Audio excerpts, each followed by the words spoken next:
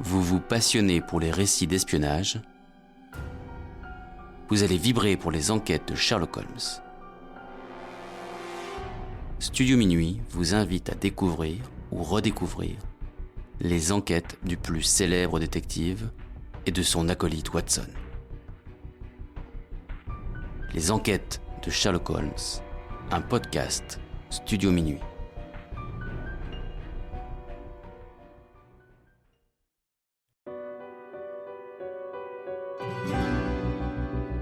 Studio Minuit présente la collection Histoire d'espionnage. L'opération Oiseau Bleu. L'opération Oiseau Bleu, ou la Force K, ou Opération K, fut mise en œuvre par la SDECE, les services secrets français, en 1956, deuxième année de la guerre d'indépendance de l'Algérie. Le projet, élaboré semble-t-il à la fin de 1955 au niveau du gouvernement général de l'Algérie, envisage de détacher de la rébellion du FLN plusieurs centaines de Kabyles, puis de les transformer en commandos clandestins, opérant avec des tenues et des armes analogues à celles de l'ALN, le bras armé du FLN, et chargés de mettre en œuvre un véritable contre-maquis en Kabylie baptisé Oiseau Bleu. Soldée par un cuisant échec, mieux par un total retournement puisqu'elle approvisionna le FLN en armes, hommes et fonds, cette opération longtemps tenue au secret est encore largement ignorée des historiens et des opinions françaises et algériennes. C'est en Indochine que les Français avaient eu pour la première fois l'idée d'utiliser à leur profit les rivalités séculaires entre les différents groupes ethniques et plus précisément celles opposant les minorités et les sectes aux anamites, parmi lesquels se recrutaient les principaux membres du Viet Minh. Au printemps 1956, ce procédé est repris en Algérie, notamment en Kabylie. Au cours de l'été 1955, la rébellion FLN, conduite en Kabylie par Krim Belkacem et Saïd Mohammedi, devint de plus en plus active. Les troupes françaises qui y sont stationnées, chargées du rétablissement et du maintien de l'ordre, paraissent peu efficaces pour ce qui concerne la pacification et la contre-guérilla. Composées d'appelés du contingent, dotées d'un encadrement souvent insuffisant, elles manquent non seulement de capacité technique, mais aussi fréquemment de motivation. Depuis la Première Guerre mondiale, les Kabyles ont fourni une grande partie des migrants algériens en France et en Europe de l'Ouest. Là, ils ont été pris en main par le Parti communiste algérien, puis ont rejoint la mouvance indépendantiste algérienne représentée par l'Étoile nord-africaine, ENA, puis par le Parti du peuple algérien, PPA, de Messali Hadj. Cela explique l'existence dans la région, depuis plusieurs années, d'un certain engouement pour les idées nationalistes prônées par Messali Hadj et son parti, ainsi que d'un quadrillage politique du terrain. La zone littorale, ou Kabylie maritime, est pour le moment, du moins en apparence, relativement calme. C'est un secteur à tout point de vue difficile. Or, depuis novembre 1954, le MNA, qui se déclare héritier du PPA, est devenu l'ennemi avéré du FLN, la nouvelle formation nationaliste. Le gouvernement général et le commandement militaire en Algérie voient dans cette situation la possibilité d'utiliser à leur profit ces rivalités sanglantes. D'autant que le MNA a été depuis longtemps infiltré par les services de police qui y comptent des indicateurs. L'idée de monter un contre-maquis en Kabylie viendrait de Henri-Paul Hédoux, conseiller technique au cabinet du gouverneur, le gouverneur général Jacques Soustel. Celui-ci charge Gaston Pontal, directeur de la DST et de la police d'Alger, de mettre en place l'opération. D'abord sollicité pour la prise en charge d'une opération qui aurait pour but la constitution d'un contre-maquis en Kabylie maritime, le service action du SDECE se récuse, répugnant à s'engager dans une affaire initiée par d'autres, et qui, par ailleurs, ne paraît pas bénéficier d'une discrétion suffisante. Soustel obtient du général Loriot, commandant la 10e région militaire et son 2e bureau, un accord pour le montage d'une opération du contre-maquis. Le capitaine Benedetti, du service de renseignement opérationnel, SRO, en sera le correspondant. Décidée dans le courant de 1955, l'opération baptisée Force K, comme Kabylie, dite ensuite Oiseau bleu, sera poursuivie par le gouverneur Lacoste qui succède à Soustelle. Il est demandé au capitaine Camus de superviser les détails pratiques de l'opération. Ce dernier, avec la méfiance qui convient, fruit d'une longue expérience des missions spéciales, laisse d'abord agir les services de police, manipulateurs de l'agent infiltré, véritable clé du système. L'inspecteur de la DST Ousmer, lui-même d'origine kabyle, sur l'ordre de sa hiérarchie, entre en contact avec Tahar Hashish, un de ses obligés d'Azazga.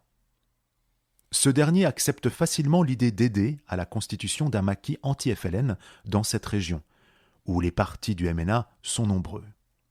Il s'ouvre de ses propositions à Ahmed Zaïda, aubergiste épicier, bien introduit auprès de la population. Apparemment intéressé, ce dernier se garde bien de révéler qu'il occupe des fonctions dans la structure FLN, se contentant de demander un bref délai de réflexion. En fait, il rend compte à son ami, le garagiste Mohamed Yazouren, ami de Saïd Mohammedi, lequel encouragea Krim Belkacem, réticent au début. Ils lui confièrent l'organisation et la responsabilité de la manœuvre. Sur le terrain, en particulier à Iflissen, Omar Toumi se chargera du recrutement, et Melal Saïd est chargé du recrutement au niveau de la région d'Azazga. Une stèle est érigée à Azazga en l'honneur de Melal Saïd et Zaïda Ahmed pour leur contribution dans l'opération Oiseau bleu. Toumi a toute la confiance du capitaine Maublanc qui commande la compagnie du 15e BCA, responsable du secteur. L'accord de Zaïda obtenu, Hashish réclame les armes et les fonds promis. Alger s'exécute aussitôt. La camionnette qui livre le journal L'Écho d'Alger apporte les premières armes, des mousquetons, des garants, des stènes, des fusils de chasse, les munitions correspondantes et 2 millions de francs. Ainsi, 200 armes de guerre sont livrées en janvier 1956, 80 en février-mars. Les fonds attribués par le gouverneur général s'élèvent à 9 millions par mois. C'est le 15e BCA qui doit aider les hommes de la Force K, qui sont lancés sur le terrain dès le début du mois d'avril 1956. Les premières semaines sont excellentes. Les hommes du 15e BCA découvrent de nombreux cadavres de rebelles abattus lors de combats contre le FLN. Cependant, l'identité des hommes abattus est toujours invérifiable. Devant ce succès, l'armée continue à fournir armes, munitions, matériel et argent au groupe kabyle qui fait du bon travail. L'ethnologue Jean Servier, arrivé à Alger en juin, est néanmoins informé par 2 amis kabyles du noyautage du faux maquis. En août, il en informe les autorités civiles et militaires relativement dubitatives au départ. On s'inquiète également de temps en temps lorsque l'on découvre que des anciens combattants, des partenaires de la France ou des gardes champêtres, sont assassinés.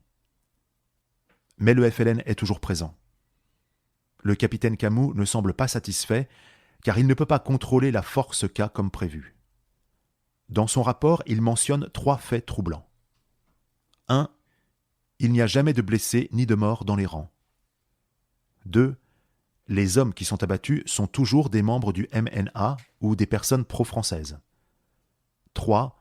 Les chefs de la Force K exigent toujours plus d'armes et de munitions. Il alerte le général Loriot qui obtient l'arrêt des livraisons d'armes et la constitution d'un commando chargé de suivre l'action de la Force K sur le terrain. Ce commando sera dirigé par le capitaine Hentic du 11e choc, une unité d'action des services secrets français. Il comprend un adjoint, le lieutenant d'Hauteville, 4 sous-officiers et 25 hommes. Le groupe s'installe à Tixirt. Les premiers contacts entre les chefs de la Force K et le commando manquent de cordialité. Les renseignements fournis par Tahar Hashish sont toujours anciens. La liste des combattants de la Force K montre que ce ne sont pas des noms kabyles. Au cours d'un accrochage, le commando tue un rebelle. Dans les papiers du mort, on découvre une photo où l'on voit le rebelle posé avec des membres de la Force K. D'autres rebelles tués étaient armés de fusils remis à ce même groupe. Plus grave, une embuscade est tendue à Timmershoegen à un groupe de chasseurs. 10 hommes sont tués et leurs armes disparaissent. Une autre fois, le 1er octobre 1956, au Douar Iflissen, un groupe de la Force K appelle à l'aide la 2e compagnie du 15e BCA. Cette dernière tombe dans une embuscade, 2 hommes sont tués et 6 sont blessés. Le capitaine Hentig découvre avec stupéfaction que les hommes recrutés ont été rapidement coiffés par le FLN qui profitait, grâce à la Force K, de la naïveté des Français. Le FLN a donc pu recevoir des armes de guerre qui lui ont servi à exécuter leurs rivaux MNA, et tout le personnel pro-français, dont les cadavres, après mise en scène macabre, étaient présentés comme des maquisards FLN. L'armée française se rend enfin compte qu'elle a été bernée. Hentig s'exclame « L'oiseau bleu s'est envolé ». Krim Belkacem demande à ses hommes de rejoindre les maquis du FLN avec armes et bagages. Ainsi, Melal Saïd, Zedet Ahmed, Maklouf Saïd et Hamadi réussissent à rejoindre l'ALN et Omar Toumi tombe au champ d'honneur à Iflissen. Krim Belkacem écrit une lettre au gouvernement général. « Monsieur le ministre, vous avez cru introduire, avec la Force K, un cheval de Troie au sein de la résistance algérienne. Vous vous êtes trompé. Ceux que vous avez pris pour des traîtres à la patrie algérienne étaient de purs patriotes qui n'ont jamais cessé de lutter pour l'indépendance de leur pays et contre le colonialisme. Nous vous remercions de nous avoir procuré des armes qui nous serviront à libérer notre pays. » L'aventure de la Force K est terminée. Cette opération est un échec indéniable et une humiliation pour l'armée française, due au départ à une erreur du jugement des initiateurs qui ont, certes avec imagination, mais sans respect des règles de sécurité, bâti une entreprise qui, par la suite, a été insuffisamment suivie sur le terrain. Une réaction immédiate s'imposait. 10 jours plus tard, l'opération Djennad, mettant en œuvre de très gros moyens, à savoir le 3e RPC du général Bijard et le 15e BCA, tente de limiter les dégâts. 130 combattants FLN seront mis hors de combat. 31 armes de guerre et 102 fusils de chasse récupérés. Le commando FK1 mettra hors de combat 26 combattants au cours d'un accrochage difficile où un sergent de l'armée française laissera la vie.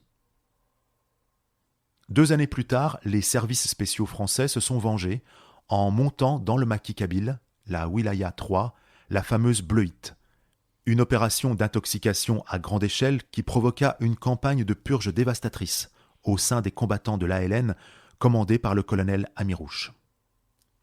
L'opération Jumelle, juillet 1959, fin mars 1960, dans le cadre du plan Chal, neutralisera les Katibas de la Wilaya 3. Pour l'historien Maurice Fèvre, l'affaire K est un grave échec pour les services de renseignement et pour l'armée française. Il la juge cependant moins grave sur le plan militaire que sur le plan psychologique.